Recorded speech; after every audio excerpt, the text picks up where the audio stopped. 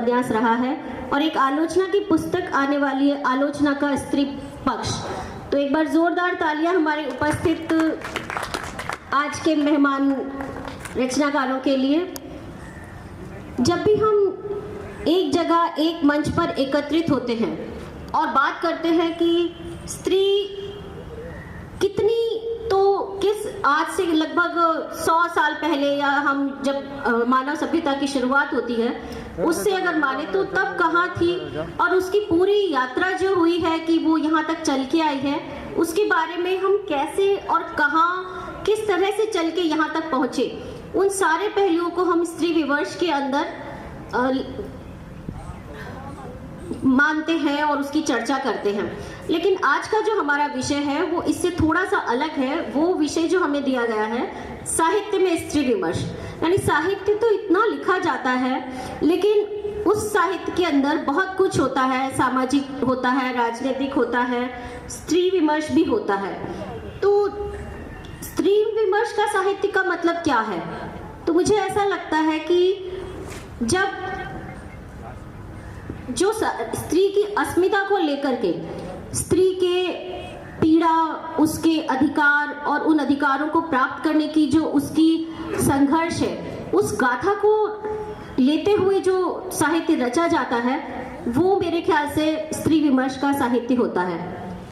और कुछ लोगों को ऐसा लगता है कि ये बहुत पहले से है, विदेशों से चला है, 19वीं शताब्दी से शुरू हुआ है। तो स्त्री का संघर्ष मानते हैं कि बहुत पुराना है और उस शताब्दी से चला है, लेकिन वास्तव में जो आज का स्त्री संघर्ष, स्त्री विमर्श है, वो मुझे लगता है कि 20वीं शताब्दी से शुरू हुआ है सही मायनों में।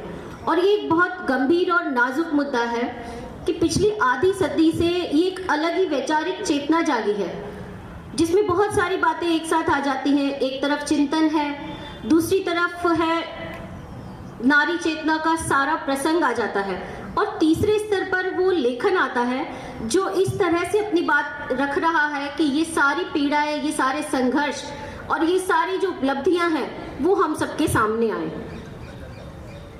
अगर हम चर्चा करें, मुझे लगता है कि एक छोटी सी भूमिका मुझे स्त्री साहित्य में स्त्री विमर्श की यहाँ देनी ही चाहिए। आप ये सवाल जवाब के उसमें रखें है ना? तो एक बार मैं भूमिका थोड़ी सी बता करके और फिर मैं हाँ जी हाँ। तो ये विचारधारा जो लोग ये कहते हैं कि पश्चिम से आई है, मैं उसका थोड़ा सा असहमति अपनी जताती हूँ कि ये पश्चिम से नहीं आई है, ये हमारे देश में बहुत पुरानी रही है। अगर हम शुरू करें रामायण और महाभारत काल से, तो उस समय जो स्त्री के साथ हुआ वो तो मुझे लगता है कि अकल्पनीय है। उस समय अबला, विलास का साधन, स्त्री सतीत्व की परीक्षा, स्त्री के सती और असती होने के मापदंड, मतलब ये सब चीजें उस समय बहुत थी। और मुझे लगता है कि ये वो समय था जब स्त्री को हाशिए पर रख करके और आवश्यकता अनुसार उसको जब जैसी जरूरत पड़ी उसका उपयोग कर लिया गया, ये उस तरह का समय था। उसके बाद आया वीर गाथा का युग। वीर गाथा के युग में भी वो इज्जत और प्रतिष्ठा की प्रतीक बनी, इसलिए उस पर बंदिशें लगी। सती प्रथा, बहुविवाह, अंधविश्वास, ये सब चीजें थी जिसने नारी के जीवन को घोर संकट में डाला। उसके बाद आया भक्ति काल, और वहां भी वो अवहेलना की ही वस्तु बनी, दोयम दर्जे का इंसान कहा गया। और यहाँ मैं मीरा का जिक्र करना चाहूंगी कि मीरा जो प्रेम में थी, इतनी कुशलता से उसके प्रेम भाव को भक्ति में परिवर्तित कर दिया गया, क्योंकि एक पुरुष सत्ता इस चीज को कभी स्वीकार नहीं कर सकती थी कि एक स्त्री का प्रेम इतना ऊंचाइयां ले। इसके बाद रीतिकाल तक आते आते स्त्री जो है पूरी तरह से एक देह हो गई, भोग्यार हो गई, और उसी रूप में उसका चित्रण हुआ। दरबारी और सामंती युग में महिला और उसके सौंदर्य और उसकी कलाकारी और उसके द्वारा ही उसको परिभाषित किया गया। चलिए, एक और अच्छी बात है हमारे बीच, हमारे आज की साहित्य चर्चा की एक और हमारी मेहमान मनीषा कुलश्रेष्ठ जी हमारे बीच उपस्थित हैं। मैम, आपको मैं सम्मान आमंत्रित करती हूँ, आप आए। जोरदार तालियों से मनीषा जी का स्वागत करें। हाँ जी, हम ये ट्रैफिक वाली समस्या पहले ही बता चुके हैं कि किस तरह से महिलाएं ट्रैफिक और घर और या हर चीज़ के मोर्चों से लड़ती हुई यहाँ पहुँचती हैं। तो मनीषा जी का एक छोटा सा परिचय, वैसे तो किसी परिचय की मोहताज नहीं है मैम, लेकिन फिर भी यहाँ एक औपचारिकता है जो मुझे निभानी है। मनीषा कुलश्रेष्ठ जी BSc MA हिंदी साहित्य MPhil और कथक विशारद है। आपके 7 कहानी संग्रह प्रकाशित हो चुके हैं और 5 उपन्यास प्रकाशित हुए हैं।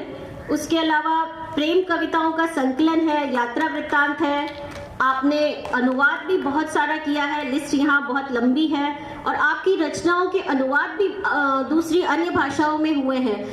अनुवाद का इसलिए मैं यहाँ एक बार ज़रूरी मानती हूँ जिक्र कि अपना साहित्य तो हर कोई पढ़ता है अपनी भाषा का, लेकिन जब कोई साहित्य अनुवादित होता है किसी दूसरी भाषा में तो हमें उसकी पकड़ और उसकी पहुँच का अंदाज़ा होता है कि दूसरी भाषा के लोग भी उस साहित्य को पढ़ना चाह रहे हैं, तो ये उस चीज़ में कुछ खास बात है। तो मनीषा जी के साहित्य को दूसरी भाषाओं में अनुवादित किया गया है, ये बहुत अच्छी बात है। बहुत सारे इनाम है यहाँ, पुरस्कार है, लिस्ट तो बहुत लंबी है पर मैं कुछ पढ़ती हूँ 2-4 जो जी बिल्कुल, बहुत सारे सम्मान हैं और बहुत जगह इन्होंने भारत को और हिंदी साहित्य को देश भर में रिप्रेजेंट किया है। तो आपका बहुत बहुत स्वागत है मनीषा जी। मैं बात कर रही थी कि स्त्री विमर्श का जो इतिहास है उसके बारे में, कि किस तरह से अलग अलग रीतियों में स्त्री को परिभाषित किया गया साहित्य में। तो जब दरबारी और सामंती युग आया तो उस समय सौंदर्य और स्त्री का देह ही सबसे प्रमुख हो गया था, उसी को मुद्दा बना करके लिखा जाता था। आधुनिक युग जो था वो परिवर्तन लेकर के आया और ये लगभग 19वीं शताब्दी के शुरुआत से शुरू हुआ। इसमें जो मुख्य नाम थे, जैसे अगर हम शुरू करें भारतेंदु हरिश्चंद्र जी के साहित्य में, तो उसमें बदले हुए नारी की स्वरूप जो था वो दिखाई दिया गया। महात्मा गांधी जी ने बहुत चेतना जगाई जिसकी वजह से आज़ादी के युद्ध में, आज़ादी की लड़ाई में हमारे घर से महिलाएं बाहर निकली। तो बहुत सारे नाम हैं। जैनेंद्र जी ने परंपरागत छवि को तोड़ने का काम किया। उसके बाद 47 के बाद जब औरत बाहर आई, महिलाएं बाहर आई, तो राजेंद्र यादव जी, कमलेश्वर जी, मन्नू भंडारी जी, प्रभा खेतान जी, उषा प्रियमवदा जी, मैत्री पुष्पा जी, ऐसे साहित्य के बहुत सारे नाम हैं जिन्होंने संघर्ष और साहस के बदलते परिवेश को स्थापित किया। 20वीं सदी तक आते आते विद्रोह आया। एक जगह मन्नू जी कहती हैं कि मैं इतनी निर्बल और निरीह नहीं कि मुझे जीवन बिताने के लिए कोई सहारा चाहिए। तो ये एक बदलाव की इबारत थी जो उनके साहित्य से आई और जिसे हमारे आज की जो साहित्यकार हैं वो आगे बढ़ा रही हैं। तो मैं इसी संदर्भ में बीच बीच में चर्चा का विषय हमारा जो है उस पर बात करती रहूँगी। सबसे पहले मैं ये बात सामने रखना चाहती हूँ कि इतना पुराना इतिहास है हमारा। ज्योतिराव फूले जी और उनकी पत्नी सावित्रीबाई फूले जी के समय से, यानी करीब 140 साल से स्त्री विमर्श पे बात हो रही है। फिर भी ये स्त्री विमर्श आज तक इतना आवश्यक क्यों है?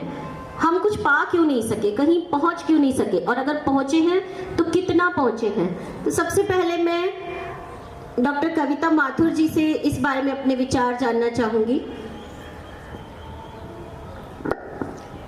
Thank you Shivani. सम्मानीय मंच, सम्मानीय रविंद्र मंच, मेरे अजीज दोस्तों, स्त्री विमर्श के बारे में हम जब भी सोचते हैं, मैं जब भी सोचती हूँ, सर्वप्रथम एक ही सवाल जहन में आता है और वो यही जो अभी इसने उठाया शिवानी ने, कि आखिर क्यों हमें इसकी जरूरत क्यों पड़ती है? इससे दयनीय तो कोई विषय हो ही नहीं सकता। और इसी बात में इस सवाल का जवाब भी अंतर्निहित है कि इससे दयनीय तो कोई विषय हो ही नहीं सकता। हम जितना भी पूर्व में झांके तो स्त्री के साथ किसी न किसी रूप में भेदभाव होता हुआ पाते हैं। अभी शिवानी ने ये बात कही। Right from the beginning, from her birth, स्त्री भ्रूण हत्या, स्त्री पुरुष अंतर का जो रेशियो है उस सूची में हमारा देश खासतौर से बांग्लादेश से भी नीचे चला गया है। फिर भी अंतर के रेशियो सबसे ज्यादा उस देश में हमें पाते हैं, अपने देश के उस प्रदेश में जहां पर पर कैपिटा इनकम सबसे ज्यादा है। उसके बाद वो प्रदेश यानी कि पंजाब जहां की पर कैपिटा इनकम सबसे ज्यादा है, उस प्रदेश का जो धर्म पंजाबी सिख लोग वहां पर बहुतायत में हैं, वो इकलौता धर्म है जहां पर स्त्री को उसके मेंस्ट्रुएशन यानी कि पीरियड्स के दौरान पूजा करने की, पूरे विश्व में इकलौता धर्म है कि उस वहां पर स्त्री को पूजा करने की इजाजत है उसके पीरियड्स के दौरान। ये कैसा विरोधाभास है। उसके बाद हम देखते हैं शिक्षा में।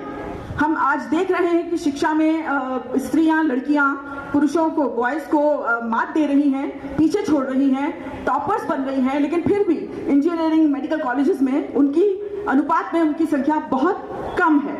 और फिर हम देखते हैं कि स्त्रियों को तमाम प्रतिबंध उसके ऊपर, उसके रहन सहन पे लगा दिए जाते हैं और एक मूल्य सा निर्धारित कर दिया जाता है कि स्त्रियां जो है नजाकत के नाम पर धीरे चलेंगी, उनकी चलने की आहट ना हो, वो बोलेंगी तो वो फुसफुसाहट में बोलेंगी, वो सारे खानदान का काम करेंगी, लेकिन खाना बनाएंगी सारे परिवार के लिए, लेकिन वो अंत में खाएंगी, वो सबके लिए बिस्तर बिछाएंगी, लेकिन वो अंत में सोएंगी। आज स्त्री विमर्श दुनिया में एक सशक्त चिंतन के रूप में उभरता, क्योंकि इसमें हजारों साल से आधी आबादी पर चले आए शोषण और दमन की कहानी छिपी है, उसके त्याग की, उसके व्यथा की कहानी, उसके दर्द की, सहिष्णुता की कहानी, अपने आप को अपने पुरुष रूपी देवता के समक्ष सबमिट करने की कहानी। मैं तो सांवरे रंग राची, अभी मीरा को मेंशन किया था शिवानी ने, मैं तो सांवरे रंग राची, मीरा ने कहा, तो ये क्या था सांवरे के रंग में रंगना?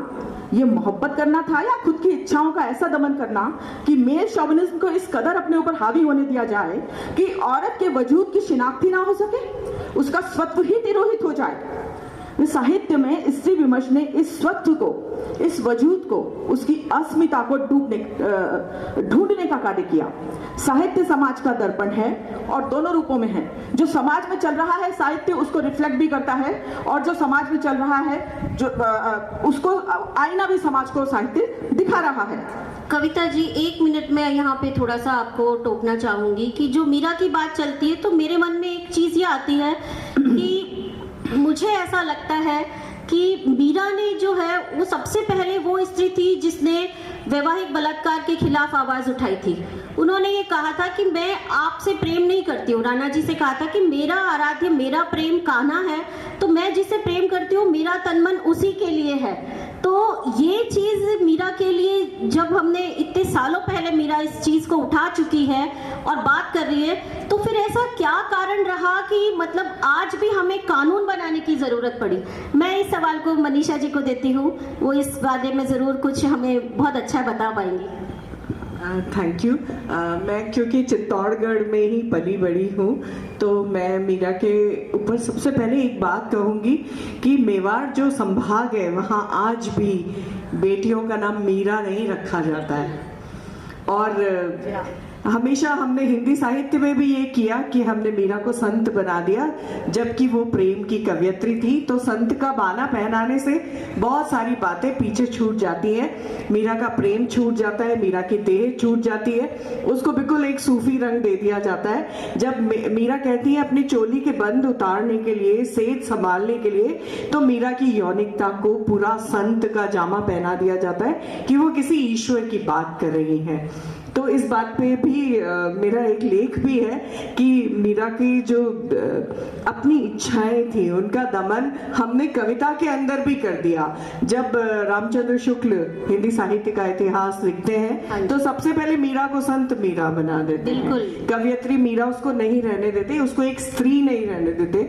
तो जहाँ और कई बार जैसे कि बात उठती है, क्या मीरा सच में किसी कृष्ण को प्रेम करती थी या अपने ऐसे विवाह जो बिल्कुल बेमेल विवाह था उसके विरोध में किसी और पुरुष से प्रेम करती थी? तो इस बात को संत का जामा पहनाकर वही बंद कर दिया जाता है।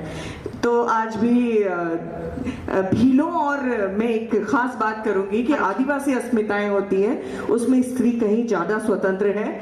तो मीरा की जो कविताएं हैं वो राजपूतों में या ऐसे परिवारों में नहीं गाई जाती, भील और जो गमैती या इस तरह के बंजारे हैं वो मीरा की कविताओं में अपना इजाफा करके, जिसको हम उपज कहते हैं संगीत में, बिल्कुल। उसमें अपनी और बात डालकर मीरा के भजनों को वो गाते हैं। तो एक ये सामाजिक ढांचे में आपको पता चल जाएगा कि स्त्री कहाँ आजाद है, ऊपर आजाद है या नीचे। बहुत सही, बिल्कुल यही चीज़ मैं चाहती थी कि सामने आए कि किस तरह से ये एक षड्यंत्र के तहत कि एक स्त्री के प्रेम को अस्वीकार करना, उसकी पराकाष्ठा जो थी प्रेम को, उसको एक तरफ करते हुए उसको भक्ति का जामा पहनाया। आपने बहुत अच्छी बात कही।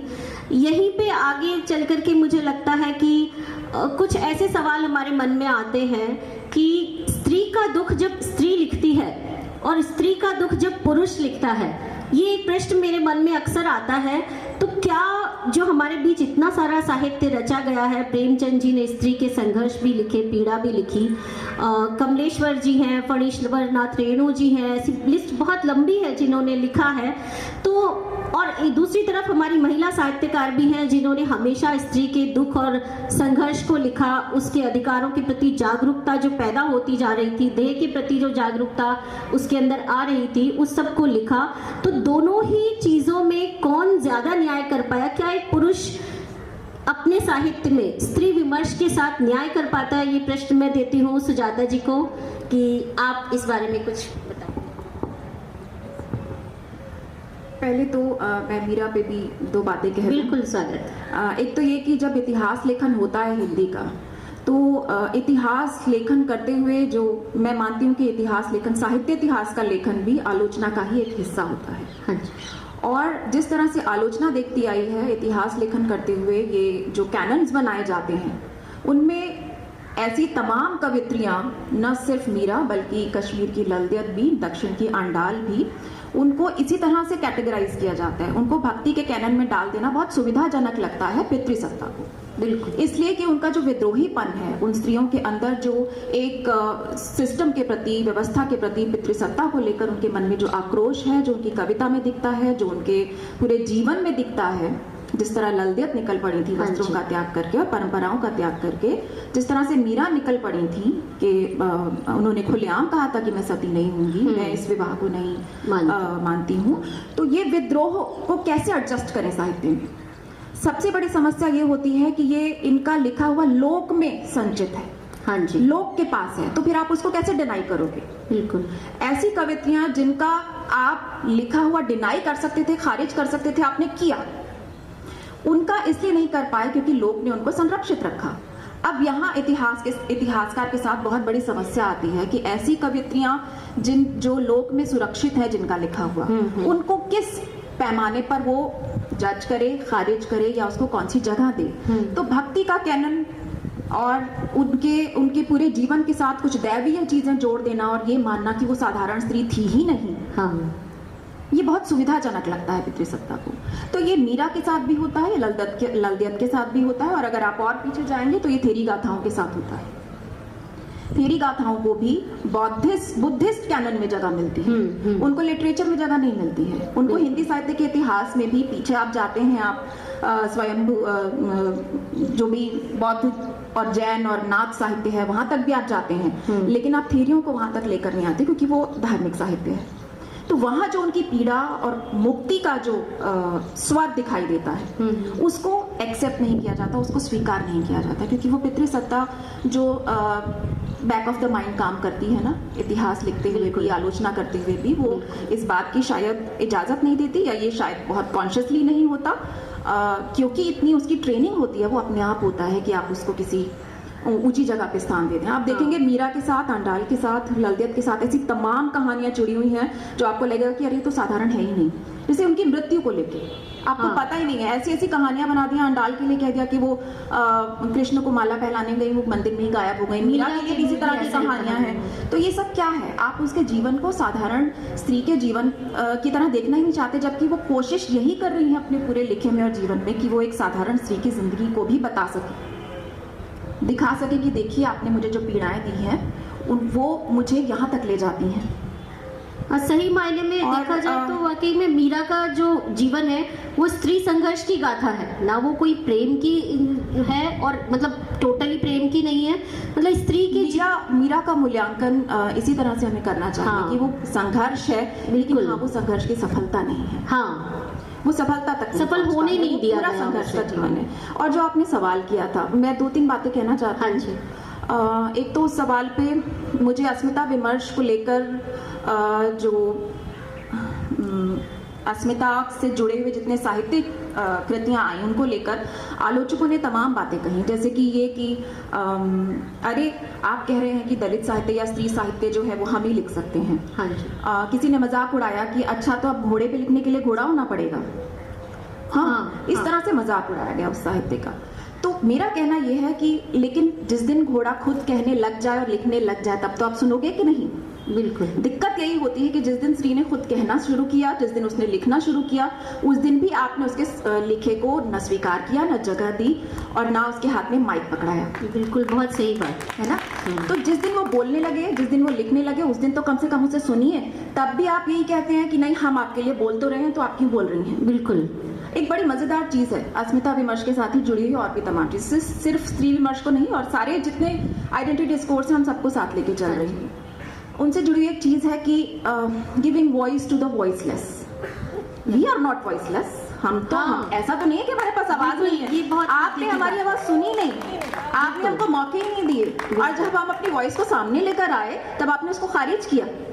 तमाम तरह के कैनन्स, वही जो मैं अभी मीरा को लेके बातें कह रही थी, वो आपने वो कैनन्स बनाए इसलिए कि आप वो बात खारिज करना चाहते थे। बिल्कुल, या तो उसको भक्ति के कैनन में फिट कर दिया, या फिर उसको दैवीय बना दिया, या फिर उसको अगर हम देखें तो जो शुरुआती हमारा राष्ट्रीय आंदोलन का जो समय है 20वीं शताब्दी जब शुरू होती है तब से लेकर आज़ादी के समय तक जो लिटरेचर लिखा गया, आप देखिए कि उसको कैसे राष्ट्रीयता के साथ जोड़ दिया गया। हाँ जी।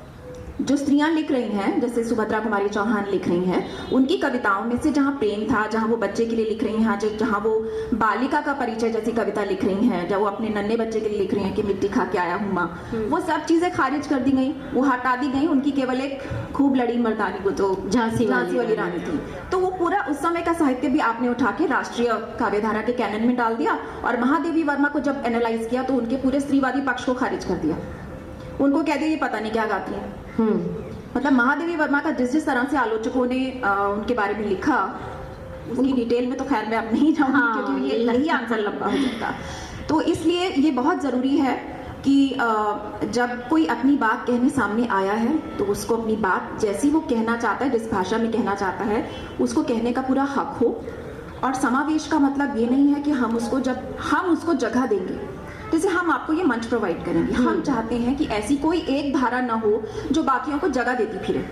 एक ऐसा सिस्टम हो जहां सब एक साथ शामिल हो सकें, ऐसा सिस्टम बन सके कि जहां सबकी आवाज़ों की जगह हो। क्योंकि मुझे लगता है कि हमारे पास कहने को तो बहुत सारी बातें हैं, जितने भी मार्जिनल आइडेंटिटीज हैं, जितने भी सीमांतीय अस्मिताएं हैं, उनके पास कहने को बहुत कुछ है। हमारे पास सुनने के कान नहीं है, हमारे पास उनको सुनने की तमीज नहीं है, हमारे पास वो टूल्स नहीं है, औजार नहीं है जिनसे हम उनके साहित्य को समझ सकें, पढ़ सकें और परख सकें।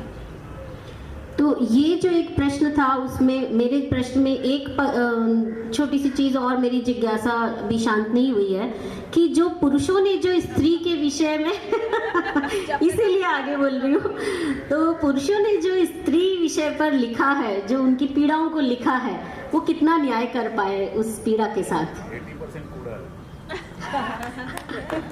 मेरी जो अभी आने वाली किताब है आलोचना का स्त्री पक्ष, उसमें मैंने यही काम किया है। मैंने पूरी परंपरा को खंगाला है कि आलोचना किस तरह से स्त्री के लिखे को, महिला लेखन को, विमेन राइटिंग को देखती हुई आई है, उसमें क्या क्या खामियां और कमियां हैं और क्या होनी चाहिए। एक स्त्रीवादी आलोचना पद्धति मैंने प्रस्तावित की है कि देखिए ये प्रतिमान है जिन पर स्त्री के लिखे को परखने से हम उसके साथ न्याय कर सकते हैं। तो समस्या ये नहीं है कि पुरुष ने कितना न्याय किया नहीं किया, दिक्कत ये है कि स्त्री के लिखे के साथ आप न्याय कर पा रहे हो या नहीं। हम जो अब कह रहे हैं आप उसको सुनने को तैयार हो कि नहीं हो। हाँ, आपने जो लिख दिया उसके साथ तो खूब न्याय हो रहा है। हम जितना साहित्य पढ़ते हैं पुरुषों का लिखा हुआ, हम हर कवि को सेलिब्रेट करते हैं, हम हर कवि को याद रखते हैं, केदारनाथ सिंह हो, केदारनाथ अग्रवाल हो, रामविलास शर्मा हो, जो भी आप पीछे जाइए, तुलसी हो, सूर हो, हम याद करते हैं, पढ़ते आ रहे हैं। तो हमने तो खूब न्याय किया उन्होंने जो लिखा। हम जो आज लिख रहे हैं आप उसके साथ कितना न्याय कर रहे हैं। एक बात और जो मुझे पूछनी थी वो ये थी कि 1882 लगभग 140 साल पहले रमाबाई जी की एक पुस्तक आई थी, स्त्री धर्म नीति, जिसमें उन्होंने स्वावलंबन और स्वतंत्रता का पाठ पढ़ाया था। और उसके बाद 83 में उनकी दूसरी किताब आई थी जिसका जो विषय था वो था पितृसत्ता के विरोध में, और उन्होंने वो किताब को टाइटल दिया था the high cast Hindu women. तो 140 साल का इतिहास हुआ और मुझे लगता है कि आज भी हम उन्हीं मुद्दों पर लड़ रहे हैं, स्वावलंबन, शिक्षा, पितृसत्ता से बाहर कैसे आए। तो ये मुद्दे हमारे बदले क्यों नहीं, इतना हमारा चर्चा हुआ तो कुछ निकल के क्यों नहीं आया, और अगर निकल के आया है तो इस बारे में मैं एक एक करके आप सभी के विचार जानना चाहूंगी। सबसे पहले आपसे। हाँ, बहुत पहले की बात है, एक सेमिनार हुई थी, उसका विषय था लेखन और जो हम जमीन से जुड़ी हुई लड़ाइयाँ करते हैं, हाँ, एक्टिविज्म। हाँ, तो हमारे साथ अक्सर ये होता है कि लेखन और एक्टिविज्म में जो एक पड़ेगी, या स्त्रियों को उन सारी लड़ाइयों में शामिल होना पड़ेगा जो स्त्री मुद्दों को लेके होती हैं। तो हमेशा ये हो जाता है कि लेखन और एक्टिविज्म में जो फर्क आता है उस फर्क को हम भर नहीं पा रहे हैं। जो जमीनी औरतें अपनी लड़ाइयाँ करके, क्योंकि उनको ताकत चाहिए एक बौद्धिकता की, और हमें चाहिए एक साथ जो हम सड़क पर उतर के लड़ सके। तो मुझे कई बार लगता है कि बहुत सारी लड़ाई ड्राइंग रूमों में ही लड़ ली सिमट जाती है और हम जमीन पे उतरे नहीं। और क्या हुआ क्या कि हमारी किताबें उन लोगों तक नहीं पहुंची, हमारी किताबें चरवाहिनों तक नहीं पहुंची, हमारी किताबें लोहारिनों तक नहीं पहुंची, हमारी किताबें खेतों में काम करने वाली औरतों तक नहीं पहुंची, हमारी किताबें आंगनबाड़ी की उन महिलाओं तक नहीं पहुंची कि जो बहुत छोटे छोटे स्तरों पे लड़ाई करती हैं। तो मुझे लगता है या तो हमारी किताबों को इतना सरल होना पड़ेगा और उन सब लोगों के साथ शामिल होना पड़ेगा, या हमें खुद उतर के अपनी किताबें लेके उन जमीनी औरतों के साथ जाना पड़ेगा जहां इस गैप को भरा जा सके। बहुत अच्छी बात है, बहुत बहुत धन्यवाद मनीषा जी। आपने बिल्कुल सही कहा कि जिनके लिए हम बात कर रहे हैं, जिनके लिए हम संघर्ष करना चाह रहे हैं, क्योंकि जो बात कर रहे हैं और जो संघर्ष करना चाह रहे हैं निश्चित रूप से वो इस बेहतर स्थिति में है कि वो इस बारे में बात कर सकते हैं। तो जिनके लिए जो पीछे छूट गई हैं महिलाएं, उनके लिए जब आप बात कर रहे हैं, जब तक वो बात उन तक पहुंचती नहीं है और वो अपनी जहां पर है वहां से 4 कदम आगे नहीं आ सकती हैं, ऐसे विमर्श का कोई फायदा नहीं होता है। यही बात मैं आपको देती हूँ कविता जी। मैं रेशमा जी से पूछना चाहूंगी। धन्यवाद शिवानी। और मुझे लगता है जब महिलाएं बोलने पर आती हैं तो उनको अपनी बारी का बहुत देर तक इंतजार भी करना पड़ता है, क्योंकि इतना कुछ है और इतना तूफान आ रहा है इस चर्चा में, तो जाहिर सी बात है कि माइक्रोफोन मेरे तक आते आते थोड़ा देर हो गई। सबसे पहले तो शिवानी, आपने प्रेमचंद साहब की बात की थी। प्रेमचंद की कहानियाँ आप में से हमने सबने ही पढ़ी हैं बचपन से। सबसे पहले तो मैं यहाँ ये भी क्लियर करना चाहूँगी कि मैं कोई साहित्य जगत से मेरा कोई ज़्यादा नाता नहीं है। मैं अंग्रेज़ी में MA हूँ, लेकिन आकाशवाणी में हूँ, एक ऐसी संस्था में हूँ जहाँ हर वर्ग के लोगों को हमें परखने और देखने का मौका मिलता है। तो स्त्री चाहे वो रिकॉर्डिंग में जब आती हैं, जब अपने भाव रेडियो के माध्यम से गांव-गांव और ढाड़ी शहर पहुंचाती हैं, तो उनको सुनकर लगता है कि कितना कुछ वैचारिक तूफान आजकल आ रहा है। जब हम स्त्री विमर्श की बात करते हैं, छलकती चांदनी है, लेकिन हमारी बातें हो सकता है पुरुषों को कभी थोड़ा सा चैलेंजिंग भी लगे, लेकिन ऐसी बात नहीं है। पुरुष और स्त्री इतना लंबा सफ़र साथ साथ ही तय करते आए हैं। जैसे कि आपने कहा था कि क्यों स्त्री विमर्श की ज़रूरत पड़ी, मुझे लगता है कि ये सब कुछ सामाजिक जो हमारी रूट्स हैं उनसे ताल्लुक़ रखता है, क्योंकि हमारा भारतीय समाज अगर हम देखें तो उसका ताना बाना ही ऐसा बना गया है कि कहीं स्त्री को सेकंड पोजीशन पे ही रखा जाता है।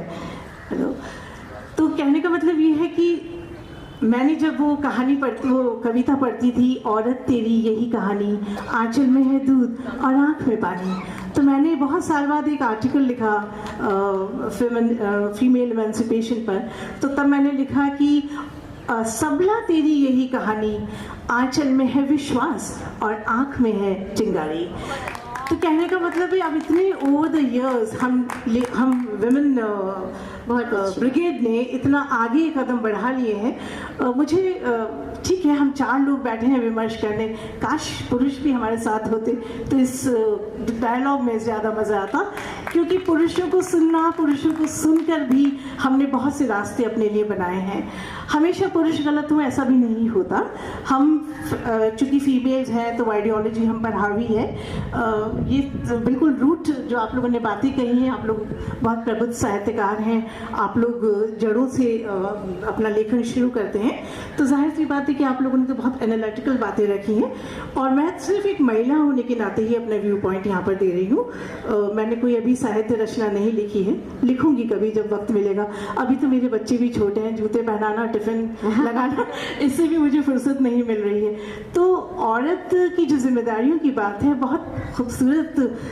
मुझे लगता है औरत न होती तो गज़ल न होती, औरत न होती तो सौंदर्य प्रसाधन न होते, औरत ही पर तो है पूरी सृष्टि। तो कभी कभी हम औरतों को इस बात को भी सेलिब्रेट करना चाहिए कि औरतों के बारे में कितना सोचा जा रहा है, कितना उनको हाईलाइट किया जा रहा है, उन्हें कितना खूबसूरत तरीके से पेश भी किया जा रहा है। अब इसमें डिबेट हो सकता है, मेरी बाकी साथी सोच सकती हैं कि नहीं हमेशा ऐसा नहीं होता है, क्योंकि we all know the real picture also, और रियल पिक्चर तो अभी भी बहुत अच्छी नहीं है। लेकिन मुझे लगता है जैसे जैसे हम शिक्षा के द्वार खटखटा रहे हैं, अब तो ग्रामीण महिला भी मोबाइल पर बात कर रही है, जैसे जैसे टेक्नोलॉजी एडवांसमेंट आ रहा है, तो मुझे लगता है कि अब महिलाएं कहीं कम नहीं है। हम बाड़मेर की गीता देवी को सुनते हैं, पुरस्कार मिलता है, कितने अच्छे अच्छे काम हो रहे हैं। आप लोग सब करोड़पति देखते होंगे, उसमें जिन महिलाओं से मुलाकात करवाई गई, किस तरह के बैकग्राउंड से वो आई हैं, और आज उन्होंने कितने बड़े बड़े मकाम हासिल कर लिए हैं। तो सबसे इम्पॉर्टेंट है कॉन्फिडेंस, और ये कॉन्फिडेंस के लिए ज़रूरी है कि पुरुष भी हमारी इस रेस में हमारे हम सफ़र बने। और औरतों की टांग खींचने से या उनको डाउन करने से, आप याद रखिए कि इलास्टिक जब ज़्यादा खींचते हैं और आप छोड़ते हैं तो चोट आप ही को लगती है ना। तो जो भी लिटरेचर लिखा जा रहा है, विमर्श किया जा रहा है स्त्री पर, उसके लिए ज़्यादा आवश्यकता इस बात की है कि पुरुष भी अपनी विचारधारा को धीरे धीरे बदलेंगे। और आप लोग जब इतनी अच्छा लिख रही हैं, सोच रही हैं, और जहाँ भी आप जिन भी इस तरह की मजलिस में जाती हैं और अपने विचार रखती हैं, तो जाहिर सी बात एक तूफान इन यंगस्टर्स में भी आएगा जो सामने बैठ के हमको सुन रही हैं। तो मैं और इस डायलॉग को ज़रूर जारी रखूंगी, लेकिन अभी फिलहाल माइक्रोफोन आपको शिवानी। यहाँ हाँ 1 सेकंड मैं लूँगी कि मुझसे थोड़ी सी गलती हुई थी, उसे मैं सुधारना, मतलब माफ़ी मांगना चाहती हूँ कि आपके लिए मैंने कुछ एक विशेष प्रश्न रख रखा था, इसलिए मैं इंतजार कर रही थी, लेकिन हम सब एक एक बार बोल चुके थे, तो आपका बोलना बनता था, वालों का रोक नहीं सकते, तो लेट हो गए। हमें तो बोलने की आदत है, इसलिए प्रतीक्षा लंबी हो गई है ना। कोई बात नहीं, आप माफ़ी चाहती हूँ, आपका नंबर देर से आया। सुजाता जी, तो ये बात शुरू में भी उठी थी, अभी इन्होंने कह दिया तो मुझे फिर से याद आ गया वो, तो मुझे लगा कि फिर से मैं उस बात को कह दूं कि कोई भी विमर्श अपोलोजेटिक होकर नहीं किए जाते। पहली बात ये कि हम तो कुछ बिगाड़ना नहीं चाहते, नहीं जी हम कुछ ख़राब नहीं करना चाहते, नहीं जी ये विदेश से नहीं आया है, नहीं जी इसका ये मकसद नहीं है, तो इतना अपोलोजेटिक होकर विमर्श मत ही कीजिए ना। फिर आप सब चिंता में पड़े हुए हैं कि इसका कुछ रिजल्ट क्यों नहीं निकला, क्यों निकलेगा। आप खुद तो अपोलोजेटिक हैं, आप खुद ही ये लगातार सोच रहे हैं कि हमसे कुछ गलती तो नहीं हो जाएगी। आप एक सही बात कह रहे हैं, आप एक न्याय की बात कह रहे हैं, आप समानता और बराबरी की बात कह रहे हैं। इसमें ऐसा क्या है कि आपको क्षमा पहले से मांग लेनी चाहिए। बिल्कुल। तो एक तो ये कि विमर्श अपोलोजेटिकली नहीं किए जाते हैं, यहाँ से शुरुआत नहीं की जा सकती है। दूसरी बात ये कि जो आंदोलन होते हैं और उनमें और विमर्श में फ़र्क होता है। आंदोलन और विमर्श असंबद्ध नहीं होते, बल्कि बहुत गहरे तरीके से जुड़े हुए होते हैं, लेकिन वो एक ही चीज़ नहीं होते। दूसरी बात ये कि विमर्श हमेशा आपको पढ़े लिखे लोगों के बीच में मिलेगा, वो इंटेलिजेंशिया के बीच में होगा, वो विद्वानों के बीच में होगा, वो उन लोगों के बीच में होगा जिनको उस विषय की कुछ समझ है, जो जानते हैं कि इसके आगे इस विषय में आगे क्या सवाल होंगे, क्या जवाब होंगे और कैसे इसमें आगे बढ़ा जाएगा। आंदोलनों की स्ट्रैटेजीज होती हैं, और कोई भी आंदोलन सिर्फ एक ही तरह से नहीं आगे बढ़ता है। आप दुनिया में तमाम जितनी क्रांतियां और आंदोलन होते हैं उनका इतिहास उठा के देख लीजिए, आप स्त्री आंदोलनों का ही इतिहास उठा के देख लीजिए, तो एक ही समय पर कोई जमीन पर लड़ता है, तो एक ही समय पर कोई अखबार में पत्रकारिता करते हुए लड़ रहा है, उसी समय पे कोई क्लास में पढ़ाते हुए कोई टीचर लड़ रही है, उसी समय पर कोई चित्रकारी करते हुए उसको फेमिनिस्ट पेंटिंग के जरिए अभिव्यक्त करने की कोशिश कर रही है। आंदोलन कई फॉर्म्स में लड़े जाते हैं, कोई एक ही तरीका नहीं होता है आंदोलनों का। तो एक ही वक्त पे जिस समय पर आपको लगता है कि ये स्त्री आंदोलनों का समय है या ये स्त्री विमर्श का समय है, तो आप जरा अपने आसपास नजर घुमा के देखिए, आपको ज्ञान की तमाम जितने भी स्कूल्स हैं, जितने भी शाखाएं हैं, उनमें सब में आपको मिलेगा कि फेमिनिस्ट आइडियोलॉजी कैसे आगे बढ़ रही है। एक औरत जो लेबर लॉज पर काम कर रही है, उसने फेमिनिस्ट एंगल से उनको चीजों को देखने की कोशिश की, तो क्या आप उसको आंदोलन में गिनेंगे? नहीं, क्योंकि वो सड़क पर नहीं खड़ी है। एक औरत जो फेमिनिस्ट है, वो फेमिनिस्ट पेंटिंग्स कर रही है, तो क्या आप उसको आंदोलन में नहीं शामिल मानेंगे? क्योंकि वो सड़क पर नहीं है, वो रूम में बैठकर पेंटिंग कर रही है। एक औरत जो एक फेमिनिस्ट नॉवल लिख रही है, एक वो अखबार में ऐसा जर्नलिज्म कर रही है जिसमें वो स्त्रियों के मुद्दे सामने लेकर आ रही है, तो क्या आप उसको इसलिए काउंट नहीं करेंगे कि वो डेस्क पर बैठकर लिख रही थी, सड़क पर नहीं थी? तो ये कुछ चीजें हैं जिनको हमको बहुत साफ तरीके से समझना होगा कि विमर्श कैसे होता है और आंदोलन क्या होते हैं। हाँ, यहाँ जैसे एक सवाल मेरे मन में आया आपकी बात से कि उन्हें काउंट करना चाहिए, लेकिन वो जो कर रहे हैं उसका जो पंक्ति में आखिरी महिला है उस तक क्या लाभ पहुंच रहा है उसका? काउंट करना चाहिए वाले हम कौन है? मैं कह रही हूँ काउंट होना चाहिए, वो हाँ, होता होना है, चाहिए। शामिल चाहिए भी नहीं, वो उसमें शामिल होता है, लेकिन जब आप आंदोलन का इतिहास लिखने जाएंगे, जब आप आंदोलन का इतिहास लिखने जाएंगे, किताब में लिखेंगे ना, हिस्ट्री में जब आप लिखेंगे तो हम कहेंगे कि ये इस दौर का महिला आंदोलन है, तब आप वो इतिहास लिखते हुए क्या सिर्फ ये बताओगे कि सड़क पे ये औरत खड़ी थी? आप ये भी तो बताओगे कि कला में ये हो रहा था, विज्ञान में ये हो रहा था, और फला जगह औरतें ऐसे लड़ रही थी, संसद में कुछ औरतें खड़ी हुई लड़ती हैं, एक देश है पूरा जिसको औरत और उसकी तमाम मतलब जो मंत्रिमंडल है उसमें तमाम ऐसी जो समलैंगिक औरतें हैं, ब्लैक आइडेंटिटीज हैं, सब शामिल हैं। तो क्या ये आंदोलन की वजह से नहीं है? ये उसको हम आप प्रगति में, विकास में शामिल नहीं मानोगे? एक तो मेरा कहना ये है। दूसरी बात जो आप कह रही हैं कि उस औरत तक क्या जाता है, तो जितने भी आंदोलन होते हैं, जितना भी कॉन्शियसनेस रेजिंग होती है विमर्शों से, उन सबका असर धीरे धीरे सीप इन करके वहां जाता है। जब 1975 से लेकर 85 तक को यूएन ने महिला दशक घोषित किया था, उसका आधार ये था कि 1970 में committee on status of women की रिपोर्ट आई थी, जिसमें पता चला था कि दुनिया भर में औरतों के पास सिर्फ 2% प्रॉपर्टी का मालिकाना है, 98% प्रॉपर्टी पर पुरुषों का हक है। ये उस रिपोर्ट की एक हाईलाइट है, और तमाम ऐसी बातें थी कि हेल्थ, हाइजीन, शिक्षा, न जाने किस किस चीज़ों में वो उनकी दशा बहुत खराब है। तो यूएन ने 1975 को महिला वर्ष घोषित किया, लेकिन पता चला कि एक साल में आप दुनिया में कुछ नहीं बदल सकते, तो 75 से लेकर 85 को महिला दशक घोषित किया।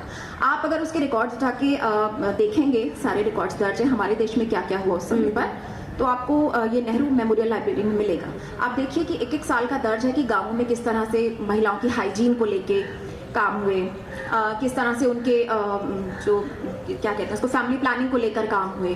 तो ये सारी चीज़ें जब आप विमर्श ही नहीं करेंगे, आप बताएंगे ही नहीं कि स्थिति खराब है और इसके लिए आपको काम करना चाहिए, जब तक अपनी सरकारों से मांग नहीं करेंगे, जब आप अपनी व्यवस्था के सामने सवाल नहीं उठाएंगे। और ये सवाल उठाने वाले कौन लोग होते हैं? कभी ये नीचे से होते हैं, कभी वो पढ़े लिखे तबके से आते हैं, वो बताते हैं कि ये गैर बराबरी है और इसको हम स्वीकार नहीं कर सकते। एक छोटा सा एग्जाम्पल देके बात खत्म करती हूँ अपनी। जब पूरे वेस्ट में, यूरोप में महिलाओं के वोटिंग राइट्स के लिए जो औरतों ने संघर्ष किया, हाँ जी, पढ़ी लिखी औरतें थीं, अच्छे घरों से औरतें आ रही थीं, उनका संघर्ष क्या था कि सिर्फ जिन औरतों के पास प्रॉपर्टी, पहले तो ये कि औरतों को भी वोटिंग राइट्स मिलने चाहिए, नो टैक्सेशन विदाउट रिप्रेजेंटेशन। आप हमसे टैक्स तो वसूलते हो, हम कमा रही हैं तो, लेकिन आप हमको रिप्रेजेंटेशन नहीं देते हो। तो उनके जो सारा संघर्ष था, पहले तो ये कि आप हमको रिप्रेजेंटेशन दो, हमको वोटिंग राइट्स दो। फिर ये कहा गया कि सिर्फ उन औरतों को मिलेगा कि जिनकी 30 से ऊपर उम्र होगी या जिनके पास इतना प्रॉपर्टी होगा। उनकी फाइनली लड़ाई ये थी, अपने यहाँ भी, भारत में भी औरतों ने साफ कहा था कि नहीं, हमें सबके लिए वोटिंग राइट्स चाहिए। तो आप पढ़े लिखे होते हो, आपको विमर्श आते हैं, आप उन बातों को समझते हो, तब आप ये बात संघर्ष करते हो। एक सफ्रेजेट थी, एक स्त्री मताधिकार आंदोलनों की योद्धा थी, सूजन बी एंथनी। जब उनको जज ने, जब उनका मुकदमा चल रहा था क्योंकि उन्होंने वोट डाल दिया था अगेंस्ट अपने जो स्टेट के लॉज हैं, उनका मुकदमा चला, तो उन्होंने जिस तरह से दलीलें पेश की कोर्ट में, उनके जैसी कोई मुद्दों की समझ रखने वाली महिला कर सकती है। और वो जब वहाँ मुद्दों को रिप्रेजेंट करती है तो वो सारी महिलाओं को रिप्रेजेंट करती है। बिल्कुल, बहुत अच्छी बात कही आपने कि मुद्दों को रिप्रेजेंट करते हैं। और ये मताधिकार वाली जो बात थी, तो यहीं से मैं आज के प्रोग्राम को, हमारे कार्यक्रम के लिए जो वाइंड अप करने से पहले, हाँ वही बोल रही हूँ कि आज के कार्यक्रम को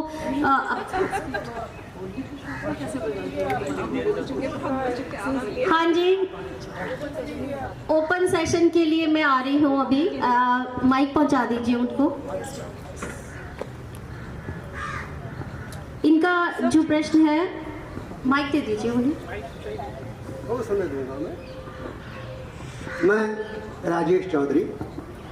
प्रतिमान का एक अंक आया था, रीतिकाल की स्त्री को सेक्सुअलिटी, उसकी सर को स्वतंत्रता मानते हुए अभय कुमार दुबे, सुधीश पचौरी सबने लिखा था।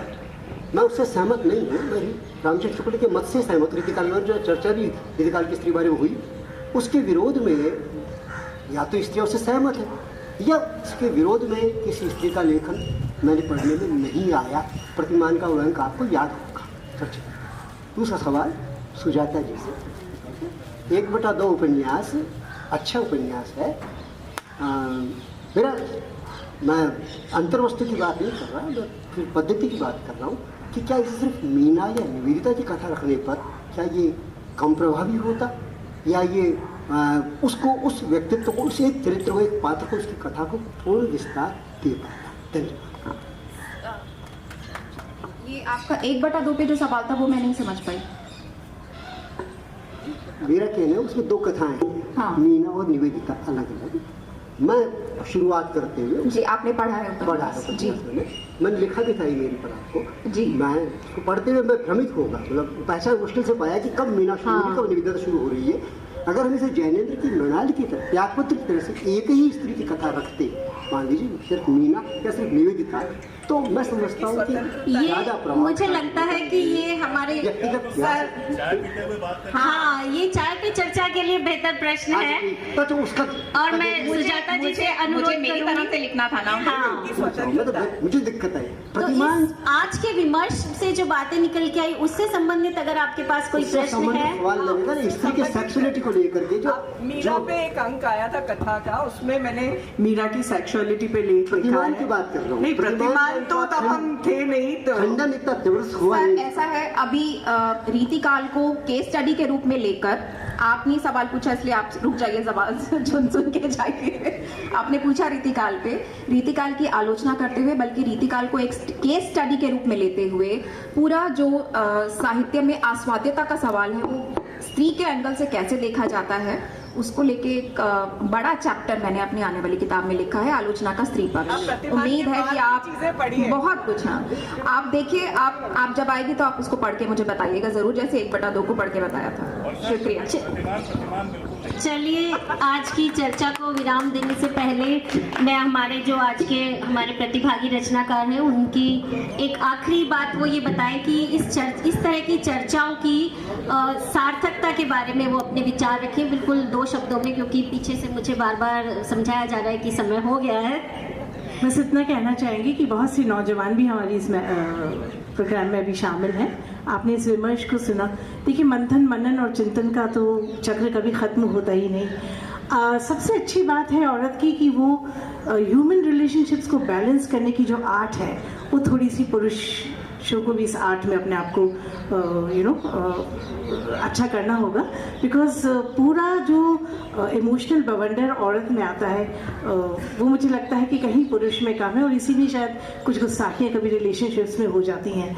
तो बस वो हम नहीं चाहते कि महिला त्याग की प्रतिमूर्ति और बहुत कहीं बेचारी टाइप की है। बस उम्मीद करते हैं कि let us celebrate feminism and हम इसकी हर पॉजिटिव पहलू को देखें और निरंतर आगे बढ़ें। आज JIPL ने मुझे मौका दिया अपनी बात कहने का, बहुत बहुत शुक्रिया। सुजाता जी, 2 लाइन में बस इतना सा कि देखिए, विमर्श ही नहीं, मैं तो कहती हूँ गोष्ठियाँ भी होती रहना चाहिए। सिर्फ औरतों की, जो महिला लेखक हैं उनकी भी गोष्ठियाँ होते रहना चाहिए, ताकि उनको पता लगे कि साहित्य से वो चाहती क्या है। ये बार बार सवाल आपसे पूछा जाता है कि आप लिख रही हैं तो आप उससे लिखने से क्या चाहती हैं। तो हम क्या चाहते हैं अपने लेखन से? मैं लिख रही हूँ, अपने लिए लिख रही हूँ या मैं किसके लिए लिख रही हूँ? मैं अपने लिखने से करना क्या चाहती हूँ? लिखने के तमाम उद्देश्य हो सकते हैं। कोई पुरस्कार के लिए लिख रहा है, कोई मैगजीन के लिए लिखता है, कोई फला के लिए लिखता है, कोई ढिमका के लिए लिखता है, कोई अपने मन की संतुष्टि के लिए लिखता है। लेकिन आप अपने लिखे से करना क्या चाहते हैं, ये एक सवाल हमारे सामने बड़ा सवाल है, जिसको महिलाओं को सुलझाना चाहिए। और एक सवाल के साथ अपनी बात खत्म करूंगी, क्योंकि आपने शुरू में ये बात बोली थी, इसलिए मुझे खटक रही थी कि महिलाओं को साहित्य में अस्मिता विमर्श की क्या आपने क्या था, स्त्री विमर्श की जरूरत क्यों पड़ती है। मैं सिर्फ एक सवाल के साथ आप लोगों को, आप दर्शकों को छोड़ रही हूँ, श्रोताओं को, कि एक सवर्ण हिंदू भारतीय पुरुष को साहित्य में विमर्श की जरूरत क्यों नहीं पड़ी। बिल्कुल, ये सवाल इसीलिए किया गया था ताकि ये चीज मंथन करे कि आखिर हम क्यों कर रहे हैं, यानी कि जिस चीज की बहुत ज्यादा जरूरत है उस पे हम काम करें। कविता जी। बस मैं यही कहूंगी पुरुषों से खासतौर से कि स्त्री विमर्श की जरूरत हमें ऐसा ना हो कि आने वाले 100 सालों तक और करनी पड़े। इस विमर्श का यही फायदा होना चाहिए कि हर पुरुष अपने आने वाले बच्चों को, अपनी संतति को यह समझाए कि जो स्त्री घर में है, चाहे वो छोटी हो या बड़ी हो, उसको बराबर का उसे अधिकार मिले। Thank you. एक प्रश्न है जिसको पूछने की मतलब मैं लालच को रोक नहीं पा रही हूँ मनीषा जी से, कि जो स्त्री विमर्श का स्वरूप था उसमें जो बाद में प्रभा खेतान जी की टाइम से जो एक परिवर्तन आया, जैसे उन्होंने कहा था कि अपनी आत्मकथा में कि मैं डॉक्टर साहब की प्रेमिका हूँ लेकिन मुझे रखेल कहा जाता है, और रखेल का मतलब होता है जिसे रखा गया हो, जिसका भरण पोषण किया गया हो, लेकिन डॉक्टर साहब मेरा भरण पोषण नहीं करते। तो उन्होंने अपने जीवन को एक प्रेमिका के रूप में मनवाने की कोशिश की। और दूसरा ये कि मतलब मैं कहीं ना कहीं मुझे लगता है कि स्त्री विमर्श का जो भटकाव था वो वहाँ से तो नहीं शुरू हुआ जो देह की तरफ मुड़ गया, कि अपनी दैहिक स्वतंत्रता की तरफ की, मतलब मैं इंडिपेंडेंट हूँ और मैं जैसे चाहूँ अपने आप को इस्तेमाल कर सकती। बस छोटा सा एक ये मुझे नहीं लगता कि स्त्री विमर्श और देह दोनों चीजों को इस तरह से अलग करना चाहिए। स्त्री देह है, क्यों नहीं है, देह भी है। आप हमेशा इसको स्त्री विमर्श को देह से जोड़ के इतना कॉम्प्लिकेटेड क्यों बना देते हैं। स्त्री है, उसकी देह ही स्त्री की देह है, और ऐसा नहीं है कि वो अपनी देह का इस्तेमाल करके वो डॉक्टर साहब को या डॉक्टर साहब ने, पर दुनिया के कहने का फर्क अब बंद हो चुका है। अब लिव इन रिलेशनशिप में स्त्री है, उसके बहुत सारे अपनी आजादियां हैं जिनके तहत वो किसी भी रिश्ते में जा सकती है। तो मुझे नहीं लगता कि इस रिश्ते, जो उसके निजी रिश्ते हैं, उनको उसके विमर्श से जोड़ना चाहिए। वो बिल्कुल उससे अलग है, वो उसकी अपनी निजता है, उसके अपने संबंध है, उसकी अपनी आजादी है। जिस दिन वो ये आजादी खो देगी कि उसकी मित्रता किस पुरुष से होनी चाहिए, नहीं होनी चाहिए, उस दिन इस विमर्श का कोई मतलब नहीं रहेगा।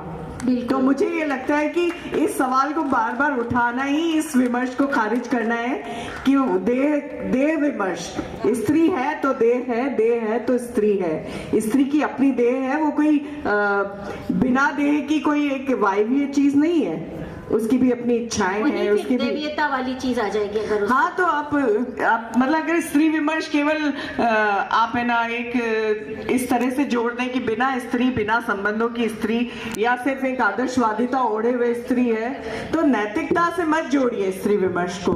इस नैतिकता में बंध के और इस पितृसत्ता ने जो नैतिकता बनाई है उसमें दोबारा से स्त्री को मत बांधिए, इससे आजाद करिए। हो सकता है और बेहतर सवाल इस ऐसी गोष्ठियों से निकले। और मेरे सामने इतने सारे पुरुष बैठे हैं, मुझे लगता है कि अब स्त्री को इस नैतिक बंधनों से आजादी मिलनी चाहिए कि वो क्या कर रही है अपनी देह के साथ, ये उसका अपना मसला है, आपका नहीं। बहुत सुंदर जवाब के बाद मनीषा जी एक ही चीज कह सकती हूँ कि आज की नारी सब पर भारी। इस जवाब के लिए ही ये प्रश्न पूछा गया था कि ड्राइंग रूम में बंद होकर के तो ये बात बहुत सारे लोग बोलते हैं, लेकिन मैं चाहती थी कि यहाँ जो हमारी साहित्यकार बैठी हैं वो उसे इस मंच पर इस बात को कहें कि इस विमर्श को, इस बंधन से मुक्त होना चाहिए। इसीलिए मैंने ये सवाल पूछा था। बहुत बहुत धन्यवाद, आप सभी ने अपना कीमती समय दिया आज के इस कार्यक्रम को और चर्चा को सार्थक बनाया। और ज्यादा और अच्छे से बोल सकते थे, लेकिन समय की अपनी सीमाएं हैं। हम चाय पे इसकी चर्चा कर सकते हैं, आगे जो भी रह गया है उसकी। धन्यवाद। Thank you so much.